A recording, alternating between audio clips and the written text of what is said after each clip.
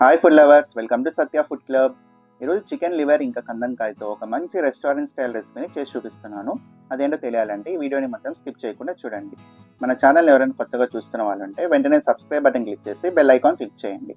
నోటిఫికేషన్స్లో all అని click చేయండి. దానివల్ల నేను చూపించే ప్రతి రెసిపీ మీరు మిస్ అవ్వకుండా చూడొచ్చు. నెక్స్ట్ ప్రాసెస్ చూసేద్దాం. ముందుగా స్టవ్ ఆన్ చేసి ఫ్రై పాన్ పెట్టుకుందాం. ఇప్పుడు ఇందులోకి చికెన్ లివర్ ఇంకా కందనకాయని మీడియం సైజులో కట్ చేసి వేసుకోండి. పెద్ద పెద్ద పీసెస్లా లేకుండా కాస్త కట్ చేసి వేసుకోండి. ఇందులోకి ఒక హాఫ్ టీ స్పూన్ ఉప్పు, అలాగే పావు టీ స్పూన్ పసుపు. ఇప్పుడు ఇవి ఒకసారి బాగా కలిపేసుకొని మీడియం ఫ్లేమ్ పైనే మనకి ఈ లివర్లో ఇంకా కందనకాయలో కొద్దిగా వాటర్ ఉంటుంది కదా, అదంతా ఆవిరయ్యేంత వరకు ఫ్రై చేసుకోవాలి. కాబట్టి మూత క్లోజ్ చేసి ఒక 2 నిమిషాలు మీడియం ఫ్లేమ్ పైనే వదిలేస్తే మనకి ఏమన్నా వాటర్ అంతా ఉన్నా కూడా ఆవిరైపోతుంది.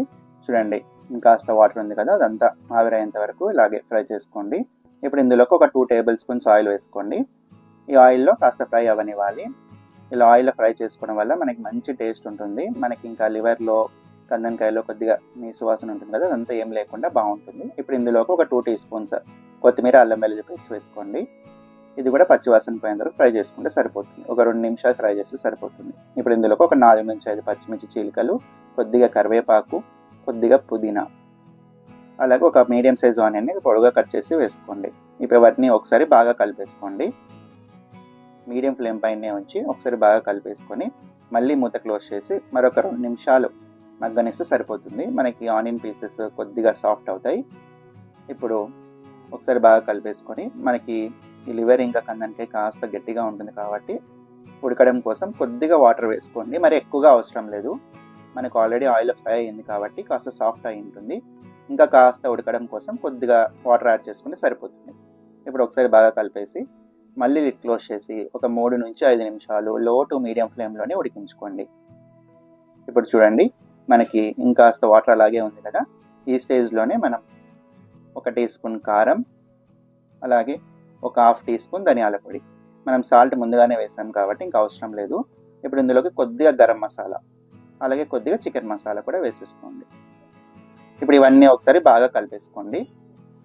ఇప్పుడు మళ్ళీ ఒకసారి లిడ్ క్లోజ్ చేసి మరొక 2 నిమిషాలు మగ్గనిద్దాం. అప్పుడు మనం వేసుకున్న మసాలా అంతా కూడా మనకి లివర్ ఇంకా కందనకాయ పీసెస్లోకి బాగా పడుతుంది. ఇంకా ఫైనల్గా కొద్దిగా కొత్తిమీర వేసుకొని నిమ్మరసం పిండుకొని ఒకసారి బాగా కలిపేసుకోండి.